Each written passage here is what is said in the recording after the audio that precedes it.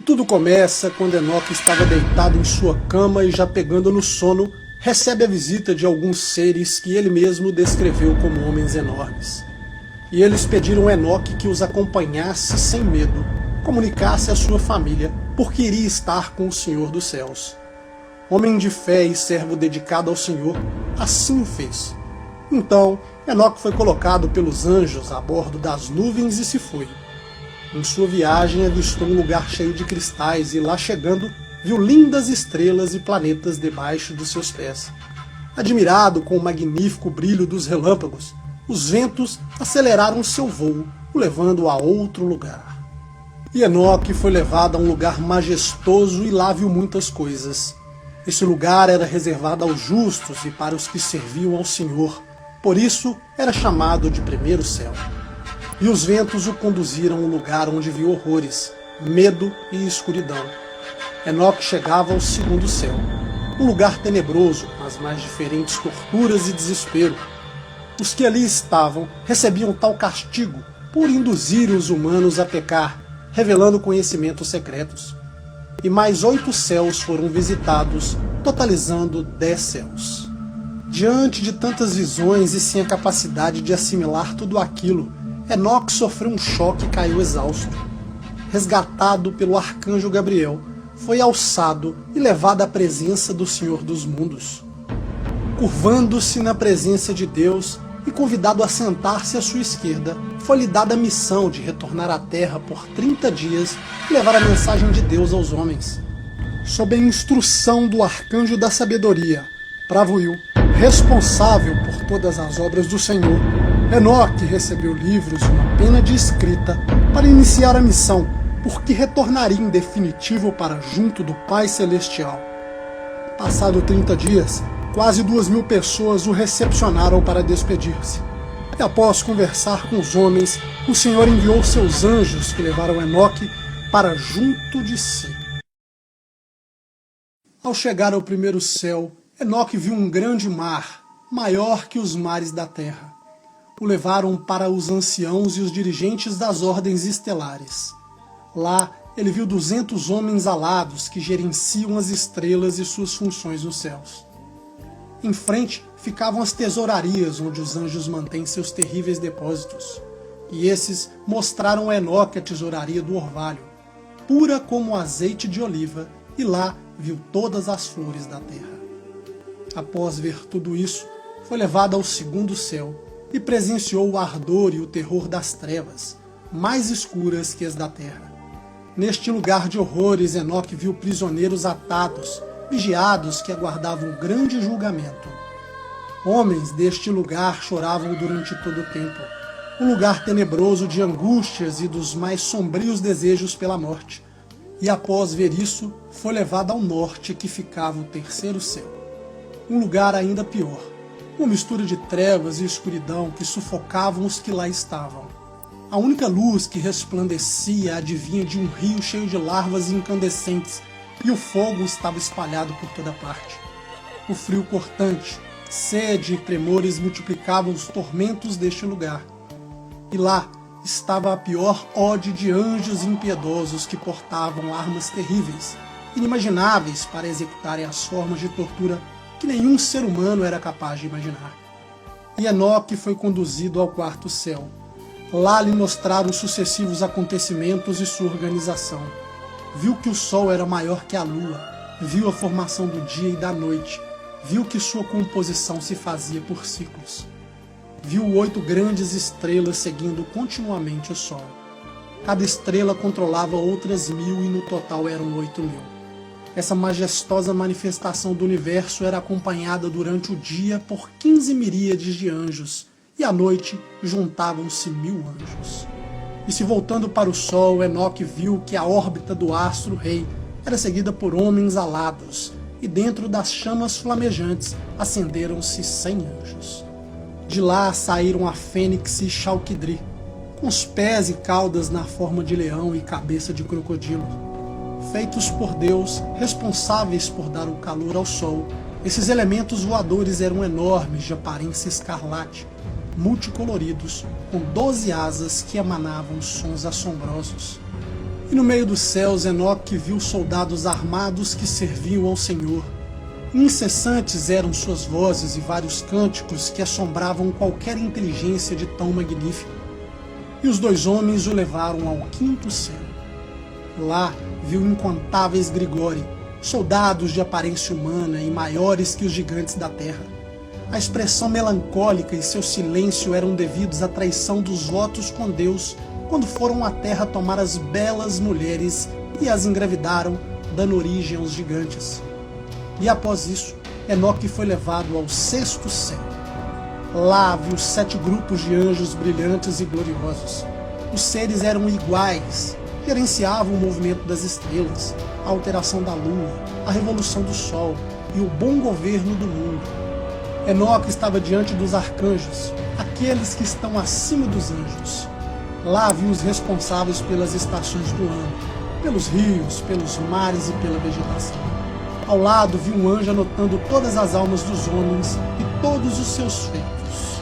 E aqueles 2 homens o levaram ao sétimo céu e depois partiram. E lá Enoque viu hostes dos grandes arcanjos, milícias incorpóreas e dominações, ordens e governos, querubins e serafins diante do trono do Pai Celestial. Com medo por estar sozinho, tremendo, caiu no chão, suplicando pela misericórdia. Então, Deus enviou o arcanjo Gabriel, que o levantou como uma folha caída no chão e lhe mostrou, de longe, o trono do Senhor. E o poderoso arcanjo conduziu Enoque para junto do Pai Celestial, e pelo caminho viu o 8º céu, que é chamado na língua hebraica de Muzalote.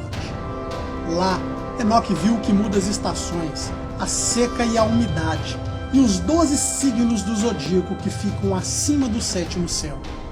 E seguiu seu caminho, passando pelo 9º céu, que é chamado em hebraico de Cushavim, onde estão localizadas as casas celestes dos 12 signos do zodíaco.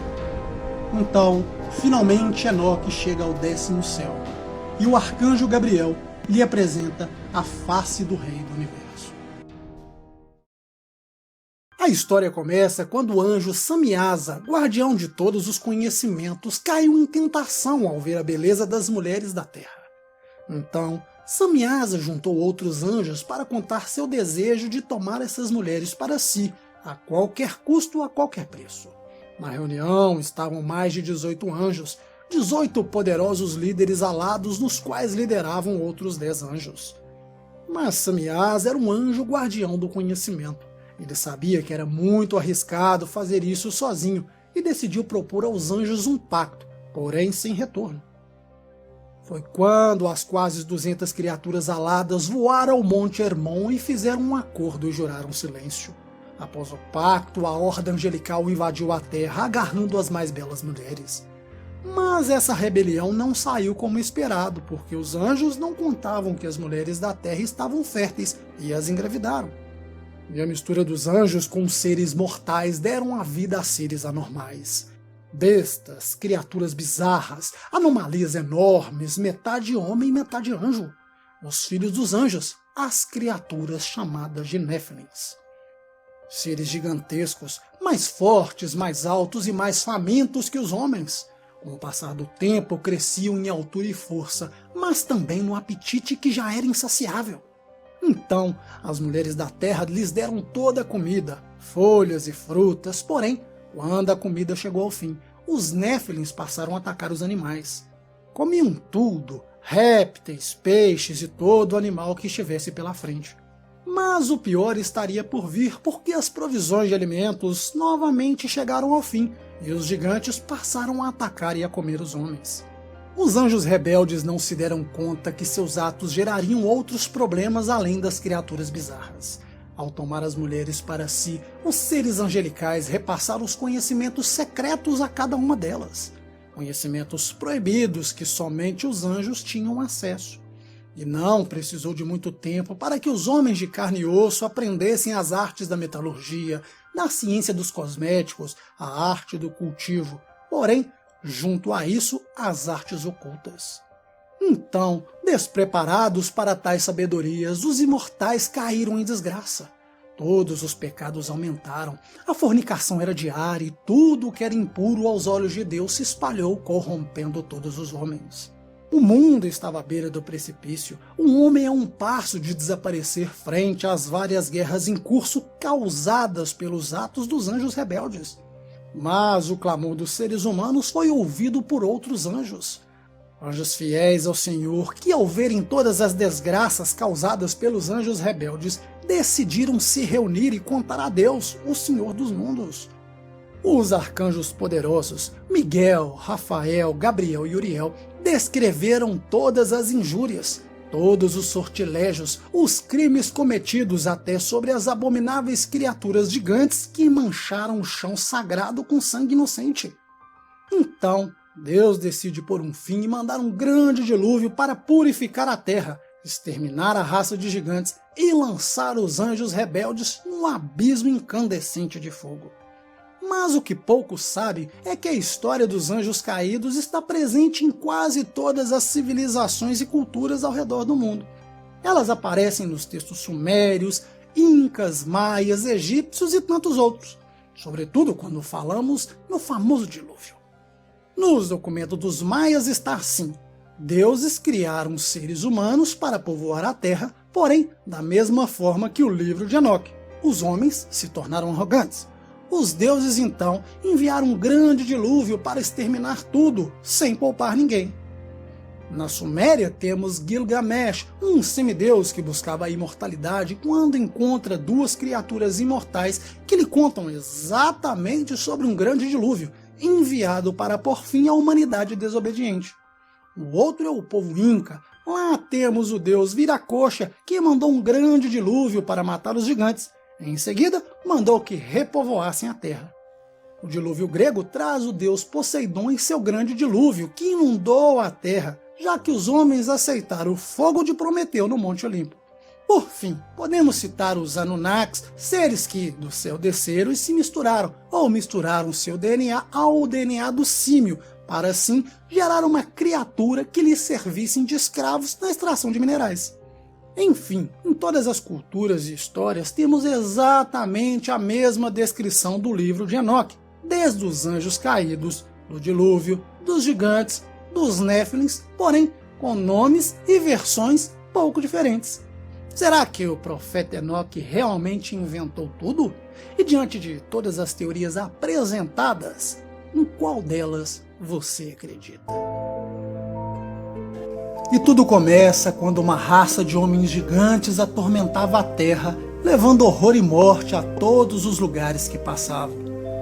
Na mistura das raças angelicais com as dos seres humanos, nasceram criaturas bizarras, que comiam tudo à sua volta e, quando a comida acabou, passaram a comer os homens.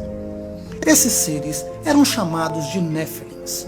Mas os imbatíveis gigantes passaram a ser assombrados por inexplicáveis e aterrorizantes sonhos proféticos. Com as mãos sujas de sangue, os gigantes não conseguiam interpretar os sonhos, mas sabiam que seu comportamento violento seria punido mais cedo ou mais tarde. Temerosos pela implacável mão do Criador e diante dos sonhos de outros Néfilins, os titãs se reuniram para tentar reverter a situação. Da reunião de monstros, decidiu-se buscar o profeta Enoque, o único capaz de decifrar as visões e conseguir o perdão divino para os Néfilins. Sabedores de que Enoque não estava na terra, enviaram o gigante Maharai, filho do anjo Bararaki, para a jornada cósmica atrás de Enoque. E os ventos fortes o levaram do mundo habitado, passando para a desolação até cruzar com Enoque no grande deserto. Com os pedidos de súplica em mãos e a frustrada tentativa de interceder junto a Deus, Enoque apresentou a Maharai uma tabuleta contendo presságios e o anúncio de que o fim estaria próximo. A tabuleta foi enviada a Samiasa, líder dos anjos caídos, proclamando o julgamento de Deus por tudo o que fizeram com as mulheres e seus filhos.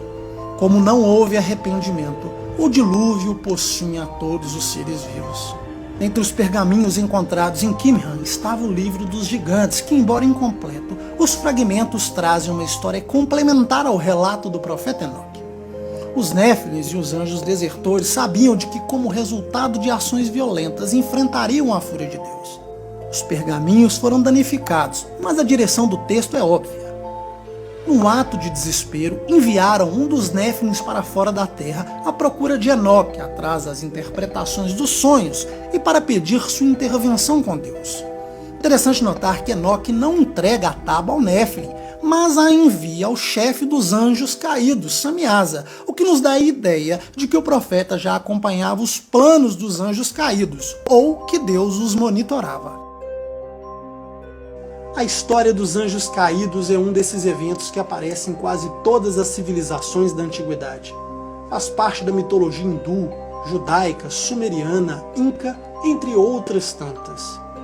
Acontece que, de acordo com os antropólogos, o dilúvio é relatado em centenas de povos e culturas diferentes do planeta. Existem fontes americanas, asiáticas, sumérias, assírias, egípcias e persas de forma semelhante ao episódio bíblico. Por exemplo, para os incas, o deus Viracocha teria mandado o dilúvio para acabar com uma raça de gigantes e, após isso, designado a repovoação da terra a 2 irmãos. Para os maias, deuses criaram seres para povoar a terra, mas os homens se tornaram arrogantes. Então, insatisfeitos, mandaram um dilúvio para exterminar com a raça, e ninguém foi poupado. O dilúvio sumeriano traz o semideus Gilgamesh em suas andanças em busca da imortalidade. Encontra 2 seres imortais, os quais contam a ele a história do dilúvio, que havia sido mandado pelos deuses para exterminar com a humanidade desobediente. Já no dilúvio grego, Poseidon, amando de Deus, resolve inundar a terra para pôr fim à humanidade que havia aceitado o fogo de Prometeu no Monte Olimpo. Enfim, o único consenso nessas histórias é que os que habitavam o planeta não obedeciam aos deuses, e foi necessário um evento a nível mundial que os exterminasse, destruindo também toda a humanidade. De certo, pessoas, também, os pais gigantes não eram humanos comuns, já que para destruí-los era necessário também destruir a humanidade inteira. Desse modo, concluímos, portanto, que não se tratavam de rebeldes comuns. Para apimentar mais a conversa, Zecaria Sitchin, pesquisador e especialista da escrita cuneiforme, que dedicou toda a sua vida à tradução das tábuas sumerianas, traz mais um elemento interessante. Nas tábuas é descrita a saga de seres alienígenas oriundos de um planeta chamado de Nibiru.